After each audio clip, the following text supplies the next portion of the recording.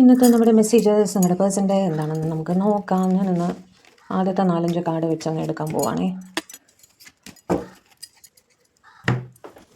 ടാരോന്ന് നമുക്ക് 2, 3, 4, 5 ബോട്ടം എന്താണ് 2 of cups. Good.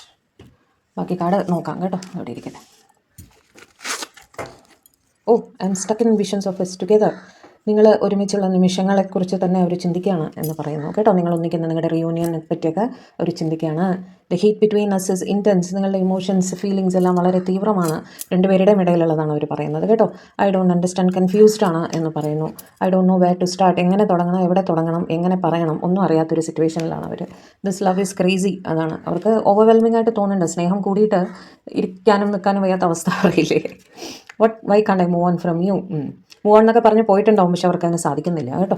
Y do I feel so lost. അവർക്ക് എന്തൊക്കെയോ നഷ്ടപ്പെട്ട ഒരു ഫീലിങ്ങിലാണ് അവർ ഇരിക്കുന്നത്.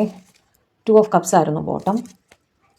Page of pentacles, page of swords, king of pentacles, 3 of wands, knight of wands, 6 of swords, empress. Okay, ഇവിടെ സിറ്റുവേഷൻ അവരെന്താണ് പറയുന്നതെന്ന് വെച്ചാൽ, നിങ്ങൾ എന്ത് തരം സിറ്റുവേഷൻ നിങ്ങളുടെ ഇടയിലുണ്ടെങ്കിലും, അതൊരു തേർഡ് പാർട്ടി സിറ്റുവേഷൻ ആവട്ടെ, ലോങ് ഡിസ്റ്റൻസ് ആവട്ടെ, അല്ല നിങ്ങളുടെ ഇടയിൽ caste, culture, social status, religion differences, അങ്ങനെ ഏജ് ഡിഫറൻസ് എന്ത് തന്നെ ആവട്ടെ നിങ്ങളുടെ ഇടയിലുള്ള പ്രശ്നം, എന്ത് സിറ്റുവേഷനിൽ അവർ സ്റ്റക്കായിരിക്കുകയാണെങ്കിലും, അവർക്ക് റെസ്പോൺസിബിലിറ്റീസ് കാരണം സ്റ്റക്കായിരിക്കുകയാണെങ്കിലും, എന്ത് തന്നെ ആണെങ്കിലും അതെല്ലാം തരണം ചെയ്ത് അവർ നിങ്ങളിലേക്ക് വരാൻ തീരുമാനിച്ചു എന്ന് തന്നെയാണ് പറയാൻ ഉദ്ദേശിക്കുന്നത് കേട്ടോ.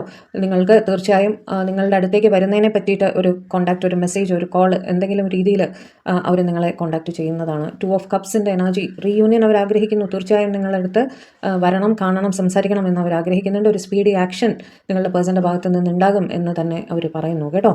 2 ഓഫ് കപ്സ് വെച്ച് മ്യൂച്വൽ ലവ് ആണെന്ന് അവർ മനസ്സിലാക്കിയിട്ടുണ്ട് എന്നും പറയുന്നത്. നിങ്ങളുടെ സ്നേഹം നിങ്ങൾ പറഞ്ഞിട്ടില്ലെങ്കിലും അവർ മനസ്സിലാക്കിയിട്ടുണ്ട്.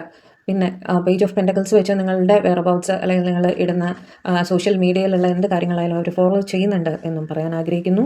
നിങ്ങളിൽ ഇൻട്രസ്റ്റഡ് ആണ്. ഓക്കെ, നിങ്ങളുടെ വെൽബീൻ, നിങ്ങൾ സുഖമായിട്ടിരിക്കുന്നു എന്നെല്ലാം അവർക്ക് അറിയാൻ താല്പര്യമുണ്ട്. അവരത് ശ്രദ്ധിക്കുന്നുണ്ട് കേട്ടോ.